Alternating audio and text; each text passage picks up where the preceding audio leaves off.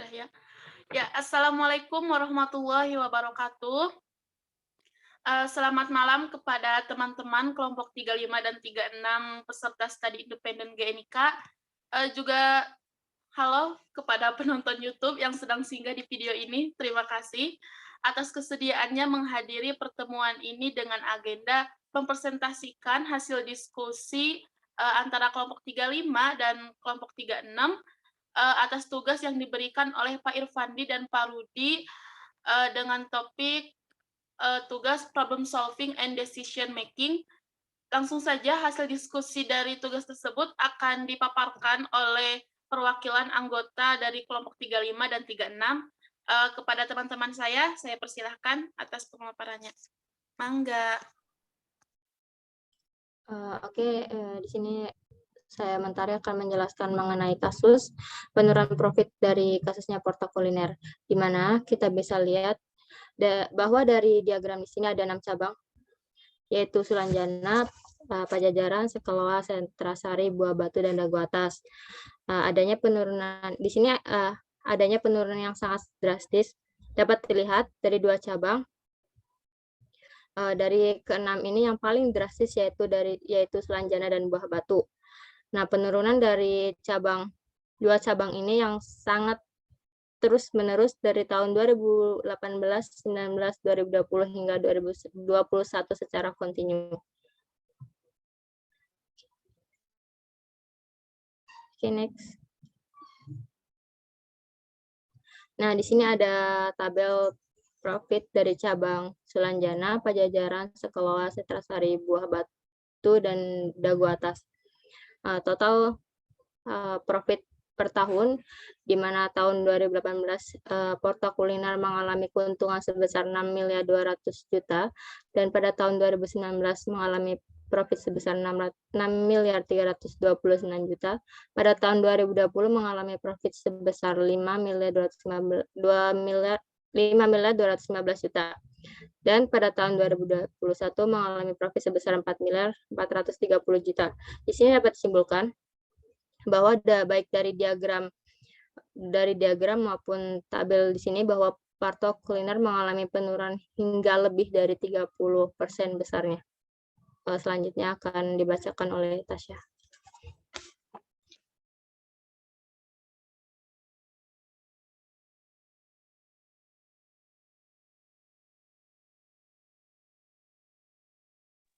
Tasya, itunya mic-nya belum diaktifin. Ya. Pesan tadi udah deh. Oke. Terima kasih Mentari.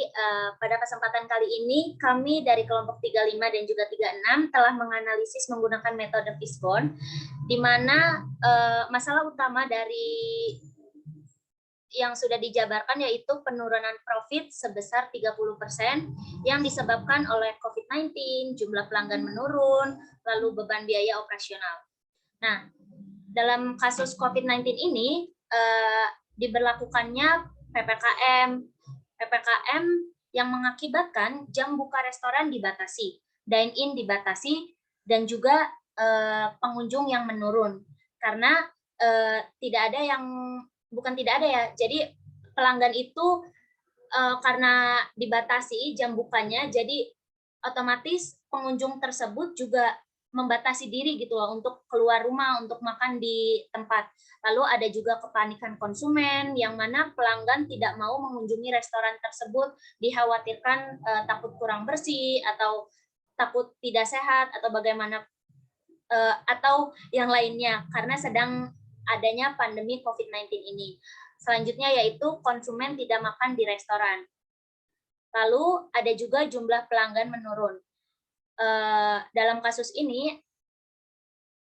adanya kurang promosi yang mana pemilik restoran yaitu Paparto sendiri itu gaptek, lalu banyak orang yang tidak mengetahui restoran tersebut dan juga kurangnya kreativitas dalam mengiklankan produk.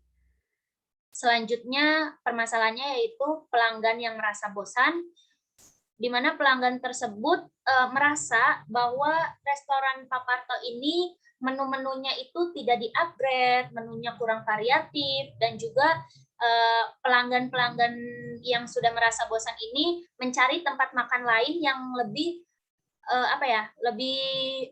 lebih menarik minat mereka gitu loh.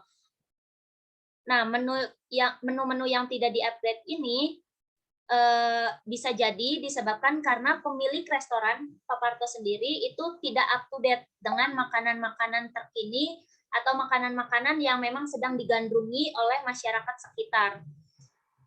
Lalu ada juga kehilangan pelanggan setia karena Paparto, karena dari data-data yang telah tadi disampaikan dan narasi yang ada itu bahwa Paparto membuka cabangnya, beberapa cabangnya itu di daerah pelajar ataupun mahasiswa dan juga pekerja kantor. Sementara itu pelajar, mahasiswa dan para pekerja kantor ini selama adanya COVID-19 ini diberlakukannya WFH dan juga SFH. Maka mereka mau tidak mau sudah tidak tinggal lagi di daerah tersebut. Yang terakhir yaitu beban biaya operasional, yang mana pemasukannya kurang dan banyaknya jumlah karyawan. Yang terakhir yaitu banyaknya cabang restoran. Ada juga beban tetap, tetapi profitnya menurun karena beban biaya operasionalnya harus tetap stabil, sedangkan pemasukan menurun. Itu juga merupakan suatu tantangan gitu, karena Paparto ini harus tetap membayar para karyawan-karyawannya. Selanjutnya, nggak bisa. Ya, kok nggak bisa?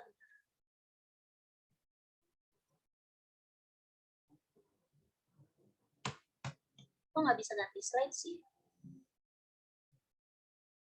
Nah, jadi dapat disimpulkan bahwasannya masalah utama dari kasus Paparto ini adanya COVID-19, jumlah pelanggan yang menurun, dan biaya operasional yang tetap.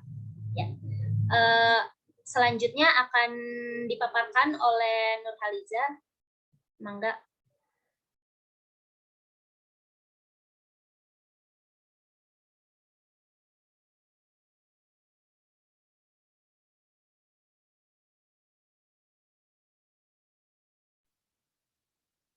Oke, saya Nurhaliza, saya akan menjelaskan alternatif solusi dari permasalahan Paparto. Yaitu yang pertama meningkatkan promosi. Penyebabnya itu gapteknya pemilik resto, sehingga Paparto tidak bisa meningkatkan promosi. Terus yang kedua, mengubah menu makanan. Kenapa sih harus diubah? Karena itu penyebabnya pelanggan bosan akan menu yang ada. Jadi Paparto itu harus mengubah menu makanan yang kreatif, yang inovatif juga. Kemudian yang ketiga, mengurangi jumlah karyawan untuk meminimumkan biaya operasional. Next.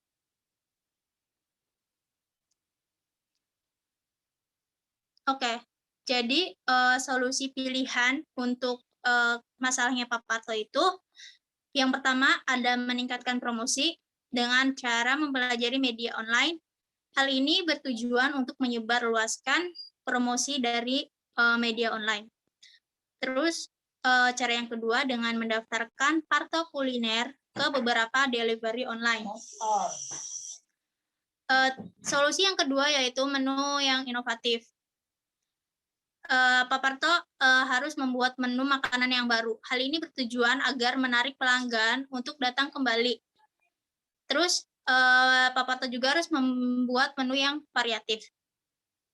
Solusi yang terakhir yaitu biaya operasional. Dengan mengurangi jumlah karyawan untuk meminimumkan biaya yang ada, seperti gaji karyawan yang akan menurunkan pengeluaran yang ada. Seperti itu. Terima kasih. Terima kasih kepada teman-teman dari kelompok 35 dan 36 yang telah memaparkan hasil diskusi kami. Ya teman-teman, mungkin sekian ya pemaparan hasil diskusi dari kelompok 35 dan 36. Kami harap pemaparan tersebut dapat diterima dan cukup jelas dipahami gitu. Terima kasih atas perhatiannya. Wassalamualaikum warahmatullahi wabarakatuh. Waalaikumsalam warahmatullahi wabarakatuh. Terima kasih semuanya. Terima kasih. Mau ada sesi